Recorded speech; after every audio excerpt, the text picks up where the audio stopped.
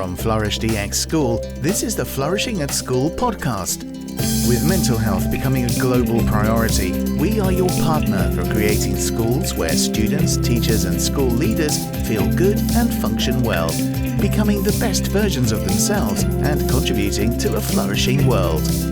Welcome to the Flourishing at School podcast. I'm Tamara.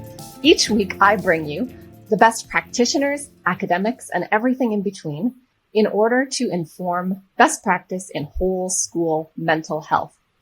Now this week I am recording solo. Again, time zone challenges with me and Jason.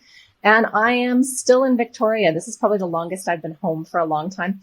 But I'm excited that next week I get to go to Austin, Texas. I am traveling for a social emotional learning in action conference, which is a gathering by the Novo Foundation, the Education First philanthropy group, and the Rockefeller Foundation. And so if you, as a listener, are going to be there, I want to encourage you to reach out and connect with me on LinkedIn so that I can find you when we're there. And now on to the good stuff. I am delighted to have my friend, Angie Shearer, as a guest this week. Now, I've known Angie probably for 3 years now, Angie? Would that be about right? Yeah, I would say about then, yeah. And I met Angie. She's got a background as a PE teacher, as a coach. She loves the character strengths. And I'm always so impressed by the work that Angie is doing to help kids to feel and do their best. And so, Angie, welcome to the Flourishing at School podcast. No, thank you so much. It's a privilege to be here and great to see you again, Tamara. Oh, it's lovely to see you. So we always start by letting the guests tell us a bit about their background. And you have an interesting background. You're in Scotland, so you're our first guest from Scotland. In 5 minutes or less, could you tell our audience a bit about you and your background? Sure. So it's great being here today and being a Scottish influence in the world of positive education and wellbeing and coaching. But yeah, my journey started as a PE teacher. So I had a passion for helping young people within sport and activity to, do their best, and ended up 17 years teaching, still am. But my journey is taking a little bit of a curveball over the years. So I would say about 5 years ago, I wanted to achieve more than teaching. I could see a lot of young people kind of struggling. And I was like, how can I help and support these young people? So I ended up coming across coaching, and it seemed like a really interesting approach to use. Compared to mentoring, where you help a young person maybe give advice and offer suggestions, this kind of idea where you're just really empathetically listening, there's no judgment, you're really curious and asking those open questions to help them figure out what's best for them and their way forward. And I really like that idea. So my coaching journey was amazing, met some amazing people. But as I was doing the coaching course, I also started to hear about positive psychology coaches. And I was like, oh, what's positive psychology? So then I ended up down this other avenue and came across positive education, where they're using, the science of well-being within schools and trying to be proactive in helping young people build a lot of well-being skills, instead of kind of waiting too long and too late till, young people get, sometimes quite seriously unwell. And I loved this. I got so enthusiastic about it all, heard all about Geelong Grammar, found the Flourishing Centre's CAP program. So at 1 a.m, I'd be joining the CAP program. So I'd get a couple hours sleep, wake up at 1 a.m, do the couple hours in the evenings on a Tuesday and Thursday evening, with an amazing bunch of people that were on that course to learn from and share ideas from. And so I got my certificate in applied positive psychology. I then also did my positive education certification, and it was great to cross paths with you again when I did my training to then train other educators in the positive education certificate. So I've just loved learning all this, and it's really helped enhance me as a teacher. But also I've now gone into my own business as well. So I've created Full Colour Coaching, where, the aim is to try to get in early to schools, try and help young people at an earlier point where they have the capacity to learn some wellbeing strategies and skills that will help them and be that coaching, listening ear for them, help them through some life's ups and downs. And I'm not a researcher, but I have tried to do the before and after Edinburgh, Warwick mental health survey and things. I've tried to do that so I can gauge if it is helping, and luckily a lot of the questionnaires that come back are showing that there is that shift. My mission now, I'm teaching 3 days a week, and I'm doing my full colour coaching work 2 days a week across different schools, primary and secondary. And I would like to try and get more coaching and more, proactive mental health and wellbeing kind of whole school approaches in and across schools in Scotland and the UK. I think we've still got a bit to go here, but it's always inspiring to hear stories of, some schools who are starting down that path, and learning from others to figure out, okay, how can we do more of that here? So, Angie, your story is going to be inspiring to people in your region. It's all about following your curiosity with your heart and really seeing a problem and just moving towards solving it. And I love that. I want to go back for just a second because you talked about mentoring versus coaching. And I think for our audience, we've had two people. Dr. Helen Street was on talking about coaching at one point, and I think people still have some confusion around the differences between coaching and mentoring and therapy.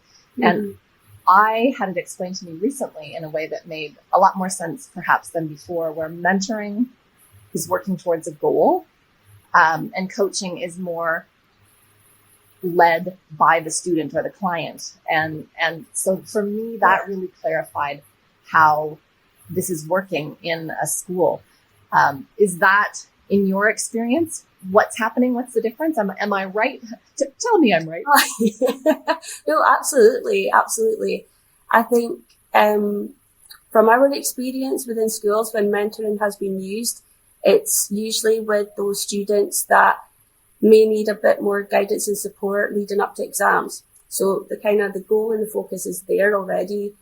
The students are kind of brought along to the mentoring, and the staff are there to offer advice and guidance on studying, revision techniques, and so on. And I do feel that, that is needed at some points. But a lot of the time, the students don't have the right revision techniques or strategies because they're lacking in self-confidence or self-belief. And it's getting to that first.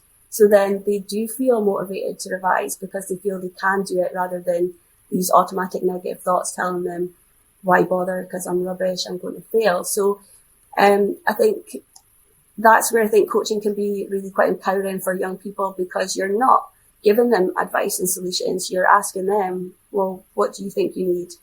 What will help you to achieve the grade that you want to get? What's getting in the way, and how can we help fix that and sort that? And it really gets them thinking from a different angle than they've ever thought before, because nobody's really asked them these questions. It's usually, have you done your revision? If not, why not? Rather than what's going on underneath that's preventing them from really doing that. And there usually is something underlying. Absolutely. I love that. That was a really clear example.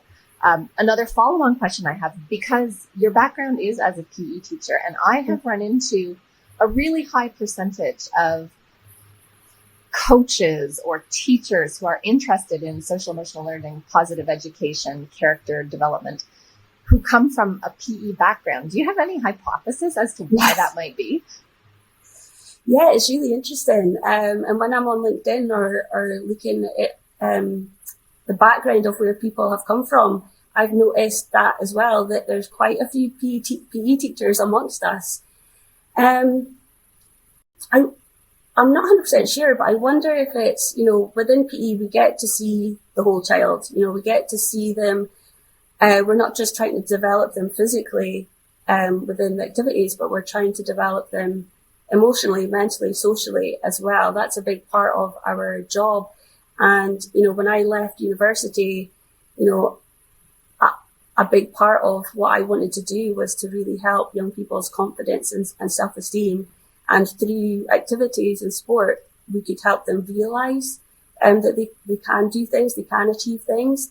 And I still love sport and I love activities, but I think I'm feeling more and more drawn to the wellbeing side. And I think there's more that we can do to help support young people.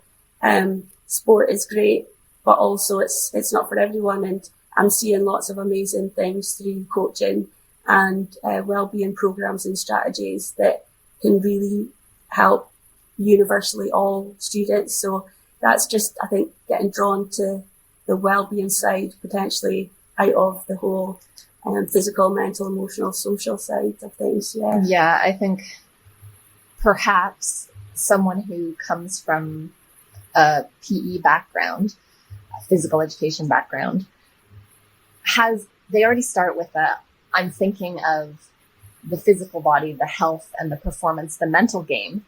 And so then extracting that to life just makes sense, right? Most of your students aren't going to end up being professional basketballers or footballers, but the skills they learn translate directly to their future. And coaching, slightly different than teaching, where you might be a maths expert or a chemistry expert, and you're focused a little bit more on your topic rather than the human who's showing up to learn your topic. So that makes a ton of sense.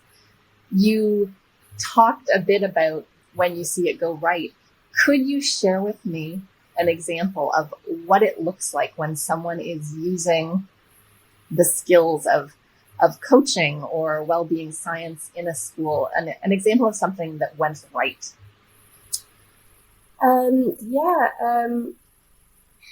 So some of the coaching that I've done has been one-to-one, and that works, really well across probably towards the older students. And you can really have those quite true coaching conversations. But I've also introduced coaching into much younger students, and sometimes we do small group coaching. So like little groups of, 4 or 5. And so just to get clear, when you're saying younger students, what ages are you talking about? Oh, yeah. Okay. So the older ones probably like 13, 14 up, and the younger ones like from like 8 to 10 kind of age group. Yep. So the 8 to 10s, I quite like doing the small group coaching sessions, because they're quite open to learning new things and they're really quite enthusiastic.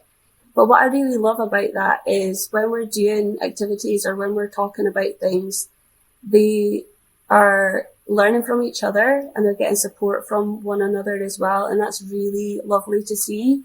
So at one point I had a focus on character strengths. So we all had the cards out laid on the table with the 24 different strengths, and each of them picked out strengths that they thought they had. And we each shared a story about, what it was about that strength that we felt we had and demonstrated. I then asked them to pick a strength that you've seen someone else in the group use. And it's so nice in that small group situations to hear them share stories about their peers, about, they were kind in the playground when I didn't have someone to play with. And then I often do little activities like we'll make our own little character strengths, like hero, person, and they enjoy getting involved in learning about their strengths and also sharing that with each other. After that, the rest of the class created a Microsoft Team channel. So it was nice to see the teacher want to also keep it going within the class. So they were then able to, if they spotted someone using that strength of the week, so kindness, for example, the classmates would pop it on the team channel to say, I saw Jimmy, in the playground demonstrating his kindness because he spotted somebody that didn't have someone to play with and went over and so just that's been really good. Doing the coaching with the small groups and them learning from each other, but also when a class teacher wants to also take it and keep it going in the class so that it's really having a much longer lasting benefit. I love when you see someone who becomes enthusiastic and starts to carry your torch forward so that when you're not there, the momentum keeps happening. How long are these coaching sessions? So do they happen inside of the school timetable in a certain class, or is this extracurricular? How do you fit it in the groups that you're working with? So in the primary school, so that's the younger kind of category, the 8 to 10s that I've been working with, usually it's about 30 to 45 minutes. I'll have a group, and then after that time I'll work with another group. So I usually try and work with 2 or 3 groups at a time for about 30 to 45 minutes, and we try to keep that going at least 4 weeks, but hopefully like 6 ideally. And so over that weeks we're covering a lot of different topics and giving them a variety of strategies that they can take and use. So even if it's just 3 good things, them learning about their strengths, doing a little bit of tapping or gratitude. So for the younger ones especially, there is quite a big focus on wellbeing interventions and a little bit of coaching in there. And then with the older ones, it's usually what we call one period out of their day. So that usually lasts like 45 to 50 minutes. And with older ones, 13 up, it's generally more coaching and less about the wellbeing strategies. But through the coaching, whatever comes up for that young person, if there's things that I think would help them, then I would offer up some of the wellbeing interventions that might benefit them and share that with them. But yeah, there's more of a focus on that coaching conversations with them. And so, about 1 period a week for, again, 4 to 6 weeks, we try to see that young person so that by the end, we can hopefully see a shift and a difference in them. When it sounds like scaffolding this across the years, if in the younger years they're learning kind of these are the pillars to good mental health. And then as they get older, you can have the more private and more individualized conversations with them. You really are weaving this through the tapestry of how students and staff feel good and function well and give back to their community. You're modeling all of those things. We have in our Flourishing at School, the Flourish DX measurement tool, a strength spotting portion where, very similar to what you were describing on Microsoft Teams, on your phone or on your laptop, you can spot a strength in another student. And we've seen a lot of schools starting to use it rather than when a peer is giving a speech and then you're going to give them feedback. The feedback is done through, these are the strengths that I saw displayed when that other student was speaking. And we all know it's really beautiful to have somebody else compliment us on our character strengths. What are your strengths? What are your top strengths, Angie? So my top strengths tend to be in the top 5 are honesty, kindness, gratitude, and love of learning wasn't always in the top 5, but I've seen that creep up over the last couple of years. And that's the repeat ones that I keep seeing quite near the top. Yeah. It's interesting how some, for those in our audience who are less familiar with the character strengths, there's some that are stable across a lifetime and some that fluctuate. So I had a phase where forgiveness was featuring quite high at the top, but it was post-divorce, and so it's not one of my core strengths, but I was using that muscle a lot. And so it really is an interesting language to weave, again, through the tapestry of a community. It kind of sets a baseline for talking about what is right with students, and so often we spend our time talking about the areas of detriment or the mistakes that somebody has made. And so this really counterbalances it in a beautiful way. So that was a win. We talked about something that went well in school. In positive education, we love to learn from what didn't go well. And so do you have a lesson that you might share with our listeners around something that either you tried or you've seen tried that didn't go so well, and maybe they can learn from your mistake or a mistake you saw? Yeah, that's a challenging one, because I think there's so many teachers or educators, counsellors and different people within schools that are all trying their best to improve wellbeing and find a way forward. I think what makes it very difficult is the bigger systems themselves, the things that we have less control over as teachers and educators. For example, we at my school I currently teach at, for 2 to 3 years, it was kind of over COVID as well, we did manage to get a timetable period where we were lucky enough to start to implement some positive education and wellbeing lessons, which was great.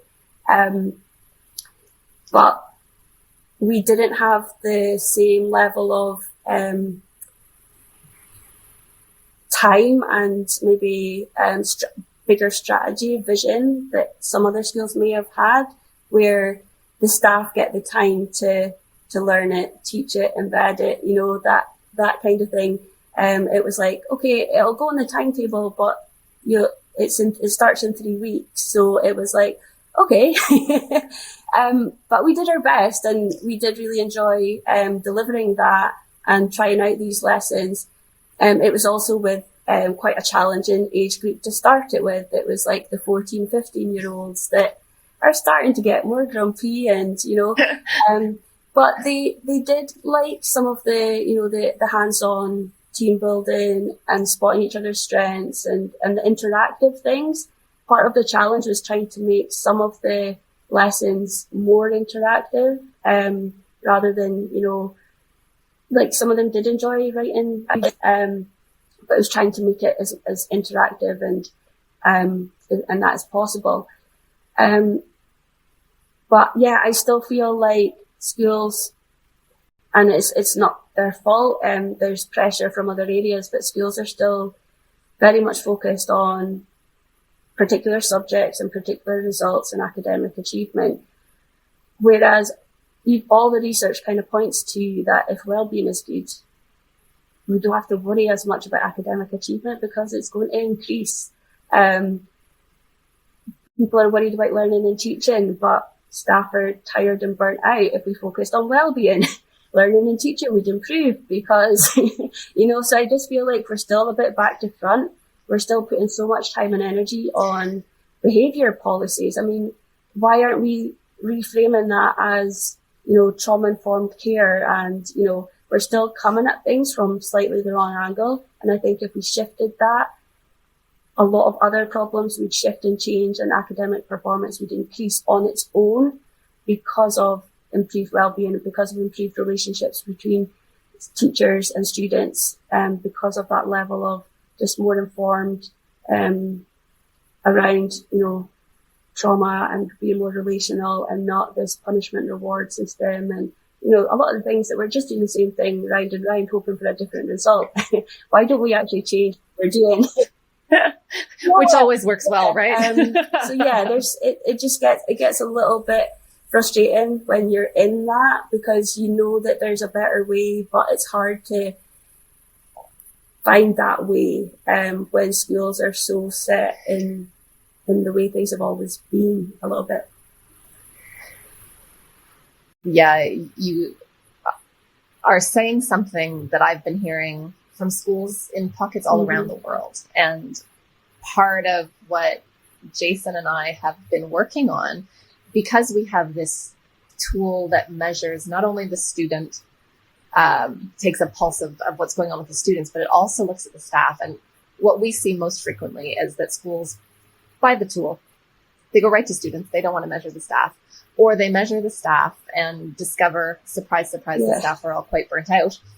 And then they say, well, take a day off, maybe get a massage. You should try to breathe differently or do some tapping. And it's like, actually, there's a systemic cultural change that makes a bigger difference. And so when we've been working with schools, we talk a lot about, you can't change policy. You can't change what Scotland tells you must happen, but you can change the culture inside of a school. And the more that teachers have these conversations with one another around placing boundaries and, okay, what can we do to have each other's back? And what is our job clarity? And we know things are coming like report cards. So how come we get overwhelmed by them every time they show up? Isn't there maybe a process that could change, that we can change ourselves around how we're doing this? And we found that really deeply empowers teachers when they start to recognize, because I think there's a lot of this, I just can't change the system. That's not my job. I'm with the children. And it's like, actually, if you feel better, they will do better. And so you're right. You and I are speaking the same language, that it is about this. And I still have great hope, because there's such great people in the system, that eventually the front to back might get back to the way it should be. I do believe it will get there. And it'll just take more time to get there. But, there has started to be some more like courses come out for staff, and it does touch on whole school mental health and wellbeing. And there is starting to be a little bit more in there of the proactive things that we can do, but there's still that top heavy around when I open up a mental health and wellbeing course, it's still quite mental illness rather than, so it's reactive, right? Reactive, it's not rather about than the really proactive approach that we can do universally with all students. So I think we will get there. It's just taking some time. Yeah, I agree. And that's our learned hopefulness, right? Learned optimism. Yay. So something that Jason and I talk about a lot, because we're the Flourishing at School podcast, is what a flourishing school looks like. And I think, especially because you're in a different country than we've spoken to before, I'm curious, if you walked into a school and everything was going right with a whole school well-being or positive education, how do you think you would know when you walked into that school that this school is doing something right? I think at the heart of it, a lot has to do with the relationships and the feeling that you can see that the relationships between the staff and the students is really high quality, and the relationships between the peers themselves is also really strong. So kind of that vision of walking through a school and, you hear students helping another student out and being there for them, whatever the age, and staff within staff. Sometimes when you go into the staff room, it can be often about what's going wrong in the day, but like, it'd be so nice to kind of hear the buzz of, oh, this has gone really well, and I've tried this out, and that's going great. And obviously there's going to be ups and downs, and just like staff and students being there for each other and supporting each other through that.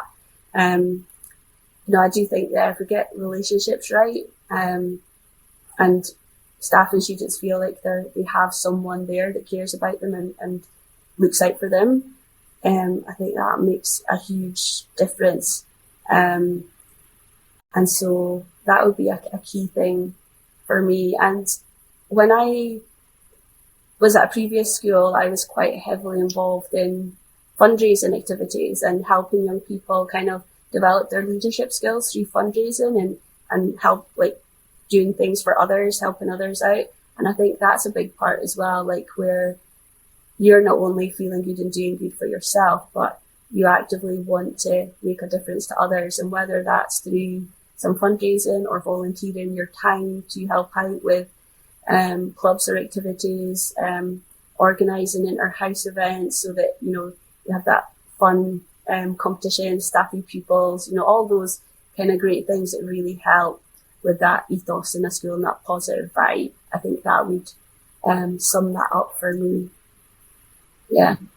Yeah, that rings so true in my experience. My youngest son, I asked him one time, I love asking students, what's your school doing really well that they should keep doing? And what do you think your school could do that maybe they haven't done yet? And my son's comment around what schools could do is, he's like, how come there isn't something like we have dating software? Why isn't there matching to teacher and student software?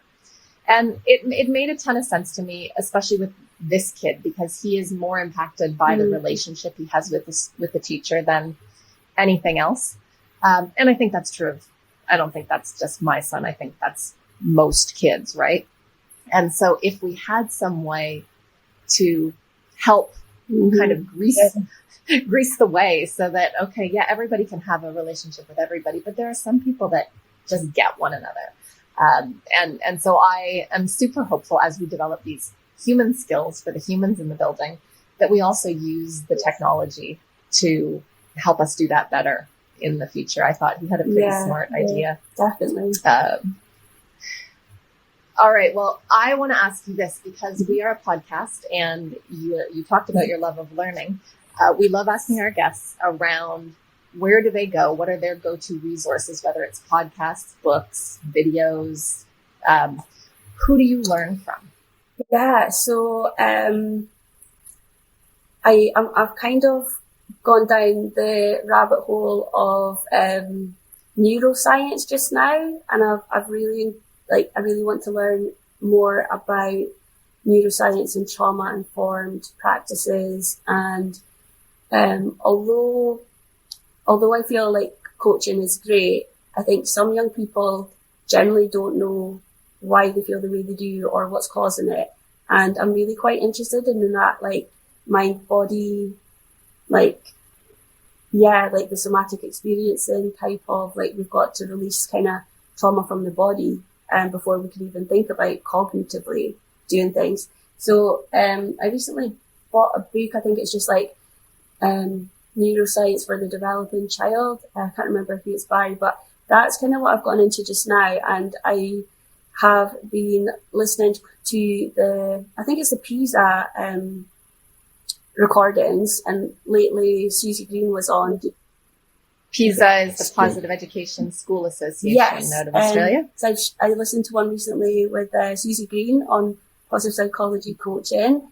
And the UK chapter of the International Coaching Federation, they've got a series that's relating to trauma-informed kind of coaching. So I'm keen to keep listening to those as well.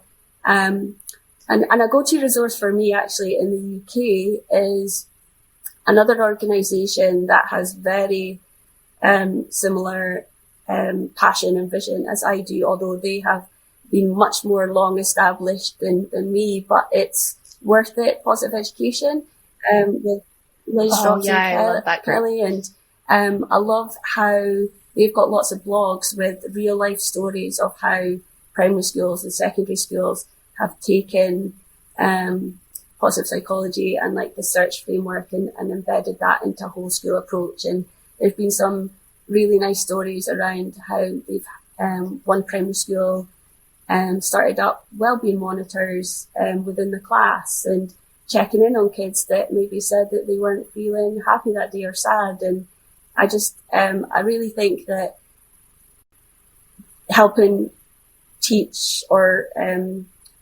upskill young people in a lot of these skills, whether it's wellbeing strategies or coaching, can make a huge difference, because quite often, a lot of the time, the staff are under a lot of pressure, but having that peer-to-peer support is invaluable, really. So I've got some passion for rolling some of that out as well within my work as well.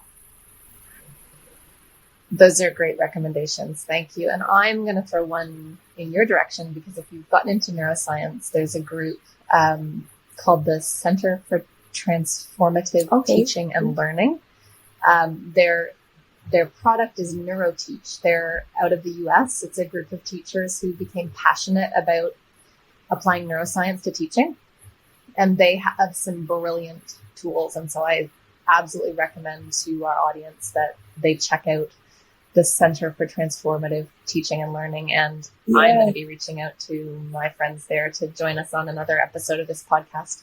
And then that somatic sensory stuff is so important, right? Because your body tells you first. And it's so obvious in school when a student is hijacked by an emotion or a relationship problem, they can't learn. They're not available, and nothing a good teacher can do is going to change that if they don't have the human skills to help that student downregulate. Absolutely. So that's my next learning. Awesome. Well, I am at the end of my questions. Is there anything that I didn't ask you that you wanted to talk about before we wrap up? Not as such. I think there was one thing I think I was going to try put in somewhere, but that was just around, like I mentioned just at the end there, about how we can really use our students to help each other more. So part of what I've developed is a coach training program for students. And I've done that a few times with some schools where we've trained the kind of 16, 17-year-old students in coaching skills and given them a bunch of wellbeing strategies to then be able to support their peers. And some schools have like a drop-in at a lunchtime where they can go in and have a chat to the wellbeing coaches or the peer educators. They all give them different names, but it's just really having those senior students have some skills that they feel they can have those conversations with young people and know what to say, and they don't have to fix things. They don't have to have answers. They just can listen, be empathetic and offer some wellbeing strategies that might work for them. And what I've seen when I've done some of the before and after surveys is the young people that I did the training with to become coaches, their wellbeing improved just doing the course, because they're obviously practicing some of the skills with each other and using some real life kind of situations to be coached on as they're learning the skills. And then that's before they've even started helping, young people around them. And I think young people in first or second year would be, 12, 13, 14, getting some support and help from, a peer that's 16, 17, that's cool and, much maybe what way cooler than getting support from a teacher, I think right? There's a lot in there that we can do more with. And young people themselves appreciate getting those skills and doing that training. And then they feel much more equipped and confident in helping young people around them as well. I'm really glad you shared that, because I think that is one of your kind of secret sauce to what you've done really well. I often recommend when I'm working with a school that they implement some type of cross-grade learning. For that reason, it strengthens the community. You've got the young ones now having somebody in an older grade that they feel like they can connect with and smile at on campus. And I see the same thing happen actually when it's done well, putting teachers in that role, because teachers often resist learning this work. But if they are becoming mentors or coaches, even in a tiny capacity, the same thing happens that you talked about with the older students. Older students are resistant because they're way too cool for school. But when you make them the leader, they learn something. And the same thing happens when you make the teachers the leader. They do learn something as well. And so it is this virtuous cycle that comes back to humans are good. They want to help one another. And they're willing to do more for somebody else than they might be willing to do just for themselves. Yeah, no, absolutely. Well, thank you for sharing your brilliance with us, Angie. I really enjoyed this conversation. And I know that tell our listeners your website so that they can find you if they want to learn more about you. Yeah, sure. So it's Full Colour Coach. So www.fullcolorcoach.com. And you can find me on social media just at Full Colour Coaching as well. Excellent. And so I'm going to pop in there for our American listeners, because we have a lot of them, that this is the spelling that the rest of the world uses for color, with the O-U. We had a U in there. That's so true. Yeah. The global mind comes back, because I know that I'm so often told, you spelled color wrong. And I'm like, what country am I in? So reach out to Angie there. I'm on LinkedIn. Angie's on LinkedIn. Jason's on LinkedIn. You can also find us there. If you are listening to this episode, don't forget you can also watch us on our YouTube channel over at Flourish DX YouTube. And that's it for today. We'll catch you on the next episode. And until then, keep flourishing at school and in life. You've been listening to the Flourishing at School podcast. To stay up to date with the latest on whole school mental health, follow Flourish DX School on LinkedIn and subscribe to the Flourishing at School podcast at www.flourishingatschool.com.